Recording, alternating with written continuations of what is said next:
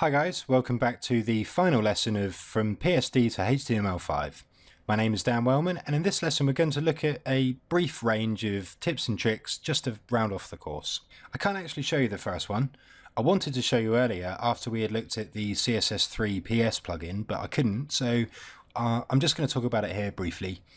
So you remember how we used the plugin to generate CSS3 for us based on the layer we selected? Well, Creative Cloud versions of Photoshop already have this feature directly built into the application, so we don't need to install the plugin to generate CSS. And because it's actually built into the application, it's quicker.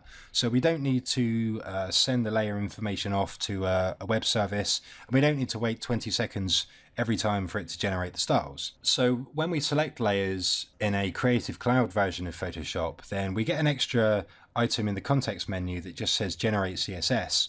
And then we can use the Properties panel just to see that CSS. And that's much quicker than using the plugin.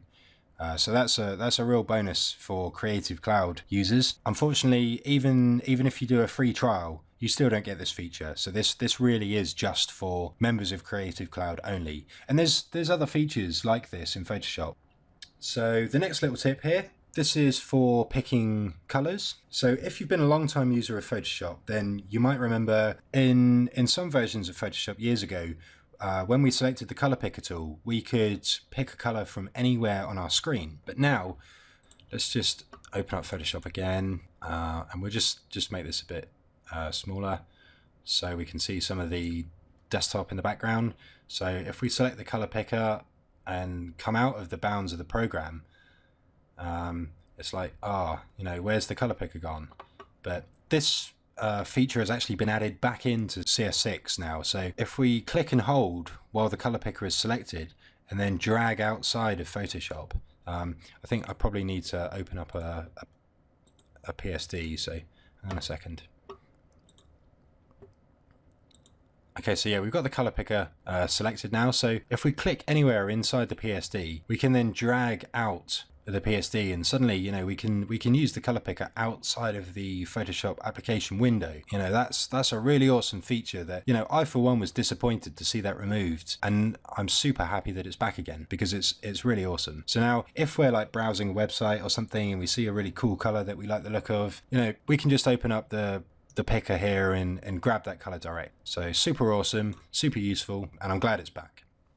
So the next couple of tips are in the layers panel. So as developers, we'll probably be working in here, quite often. I'm just going to remove that now so that we can see a bit more of the layers panel, and I'll probably just I'll switch these two off as well. Okay, so one of the new enhancements for CS6 actually is, we quite often need to isolate a particular layer. So what we've done previously is with the move tool selected, if we click on something, it shows us the layer, and we don't really have that many layers to work with here. So this PSD is really organized and everything's labeled, so it's been really easy to find the different layers that we need. But that's not always the case. So a really useful, awesome feature of CS6 is this here, and this is the layer filter bar. So for example, if we wanted to find all of the text layers in a PSD, then we just click the text button, and suddenly, the layer filter has filtered out everything except all of the text layers. So it's a brand new feature in CS6, and it's awesome, and we can filter out so that we've, just got the layers which contain images. So super awesome, and helpful to us as developers specifically. So another common scenario is that we might receive a PSD that's got, a whole bunch of layers switched off, and there could be several reasons for this.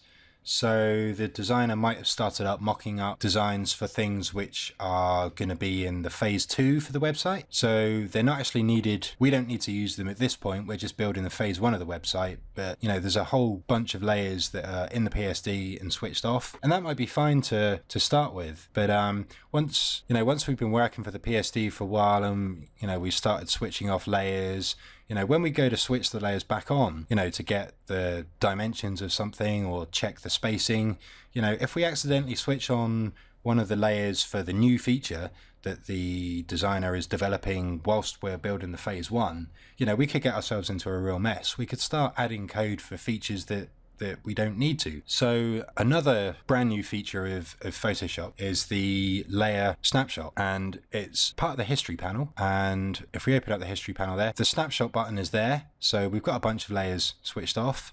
So we can take a snapshot of the PSD and that will remember exactly what's been switched on and off.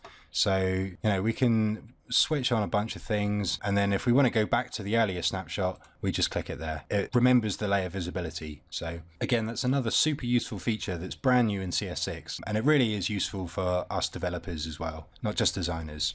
So in this final lesson, we've just looked at a couple of very basic tips and tricks just for improving our workflow slightly, just to round off the course.